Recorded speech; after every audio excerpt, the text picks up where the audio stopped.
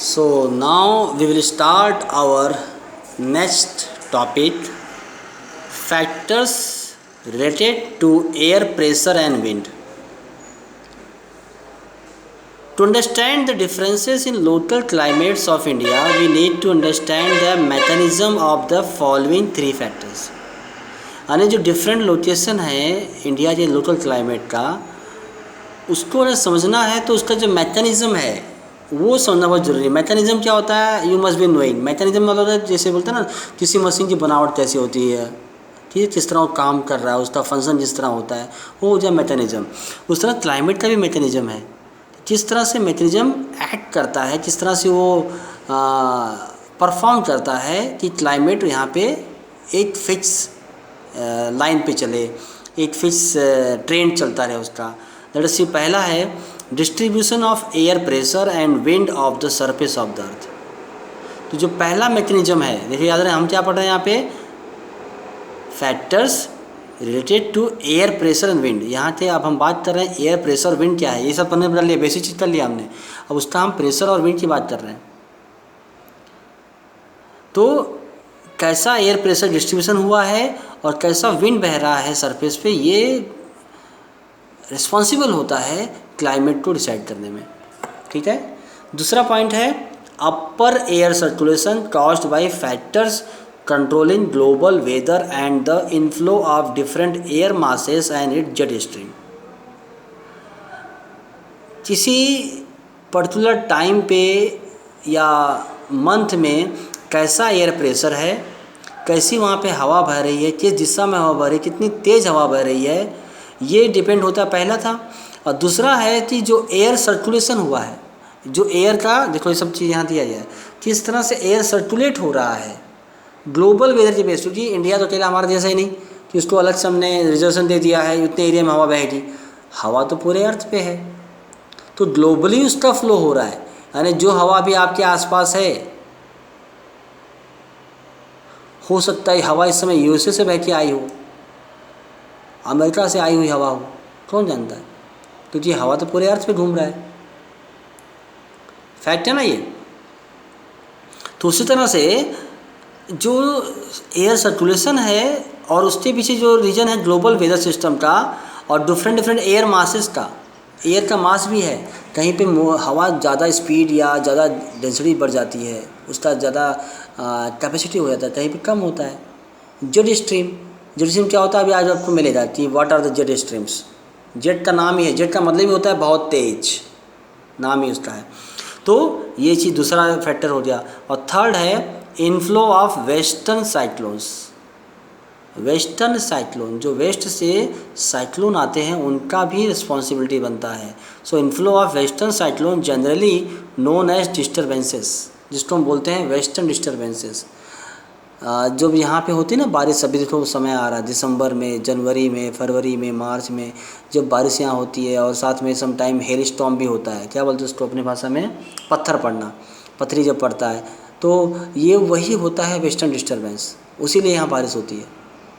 तो ये western disturbance भी इम्पोर्टेंस है उसका, इनफ्लो ऑफ वेस्टर्न साइक्लोन या western disturbance during the winter season and tropical depression during the south west monsoon. Tropic पे जो डिप्रेशन बनते हैं, यानी जो लो प्रेशर बनता है जब आता है साउथ वेस्ट मानसून, ये पीरियड जो होता है इंडिया में, इससे क्या होता है, creating weather conditions favourable to rainfall, उससे कंडीशन बनते हैं जो रेनफॉल के लिए फेवरेबल होते हैं। So the mechanism of these three factor can be understood with reference to winter and summer season of the year separately. तो जिसका मैकेनिज्म है 3 सीजन का, ये समझना आसान है विंटर और समर के सीजन के बारे में पढ़ने के बाद। अंडरस्टूड। तो ये हो गया आपका factors related to air pressure and wind, ठीक है। अब नेक्स्ट आपका आ रहा है mechanism of weather in the winter season. जो पहला पॉइंट पढ़ा हमने, मैकेनिज्म क्या है, कहाँ पे, इंडिया में, कौन सा सीजन, विंटर सीजन, ठीक है। Surface, pressure and wind. Winter season में सरफेस पे प्रेशर कैसा होता है और विंड कैसा होगा। इन विंटर मंथ, याद रहे हम लोग सिर्फ रेनफॉल नहीं पढ़ रहे हैं, हम लोग क्लाइमेट पढ़ रहे हैं, तो इसमें सारे सीजन आएंगे, विंटर भी पढ़ना होगा आपको, समर भी पढ़ना होगा, रेनफॉल तो अच्छी तरह पढ़ाया गया है इसमें। तो ये बात कर रहे हैं हम लोग जो वेदर का मैकेनिज्म होता है विंटर मंथ में, उसके बारे में बता रहा आपको कि सरफेस प्रेशर कैसा होता है, विंड कैसा होता है। In winter month the weather conditions over India are generally influenced by the distribution of pressure in central and western Asia. Clear हो गया कि विंटर के महीने में जो इंडिया में कंडीशंस बनते हैं वेदर के, वो जनरली इसका इन्फ्लुएंस कहाँ से होता है, वो होता है सेंट्रल और वेस्टर्न एशिया का जो डिस्ट्रीब्यूशन होता है प्रेशर का, सेंट्रल और वेस्टर्न एशिया का जो प्रेशर डिस्ट्रीब्यूट होता है उस पर डिपेंड होता है यहाँ का winter month, winter conditions. A high pressure centre in the region lying to the north of the Himalayas develop during winter. North of Himalaya, देखो ये आपका हिमालय है, इसके नॉर्थ में यानी चाइना से ऊपर, चाइना साइड, वहाँ पे क्या होता है, हाई प्रेशर सेंटर बनता है विंटर के मंथ में। And this centre of high pressure give rise to the flow of air at the low level from the north towards the Indian subcontinent. और इस हाई प्रेशर बनने से क्या होता है, फ्लो ऑफ एयर बढ़ता है लो लेवल पे और वो बहता है नॉर्थ तरफ आता है, नॉर्थ साइड में, इंडियन सबकॉन्टिनेंट तरफ में। And south of the mountain range, और माउंटेन के साउथ रेंज से शुरू होता है वो। अब आप बोलो सर आपने यहाँ बताया था, कहाँ गया वो, हाँ हिमालय माउंटेन, कि बहुत सारा जो कोल्ड चिल आते हैं, कोल्ड एयर से, कोल्ड तरह बोलते हैं ना, वेव्स जो आते हैं उसको हमारा हिमालय माउंटेन ब्लॉक कर देता है, इस पार आ नहीं पाते। अगर आ गए होते तो यहाँ पे बर्फ़ छाई रहती है और इतना हरा भरा मौसम नहीं होता। यस यू आर राइट, पर सम अमाउंट ऑफ जो फ्लो होता है, लो फ्लो जो होता है उसका वो चले आता है, तो जो शीत लहर होती है वो आती है इस तरफ थोड़ा बहुत, और वो माउंटेन के साउथ से चलती है। ठीक है, जो इसे था ना, this centre of low level, sorry this centre of high pressure give rise to flow of air at the low level from the north towards the Indian subcontinent and south of the mountain range. The surface wind blowing out of the high pressure center over Central Asia reach India in the form of dry continental air mass. जो surface wind है वो blow होते हैं high pressure centre से, central Asia से, और पहुँचते कहाँ हैं इंडिया में, ड्राई कॉन्टिनेंटल एयर मास, यानी हवा ड्राई होती, ठंडी होती है पर हवा क्या होती है, ड्राई, उसमें ह्यूमिडिटी नहीं होता ज़्यादा। And this continental wind come to contact with trade wind और नॉर्थ वेस्टर्न इंडिया। और एक कॉन्टिनेंटल जो विंड होते हैं ये मिलते हैं ट्रेड विंड से। एंड अब बोलो सर एक कॉन्टिनेंटल विंड क्या हो गया, प्लानिटरी विंड क्या हो गया, ट्रेड विंड क्या हो गया, इसलिए ज़रूरी था क्लास 7 पढ़ा होता आपने, क्लास 7 में सिस्टम सब दिया हुआ है कि ट्रेड विंड्स क्या होते हैं, प्लानिटरी विंड्स क्या होते हैं, परमानेंट विंड क्या होते हैं।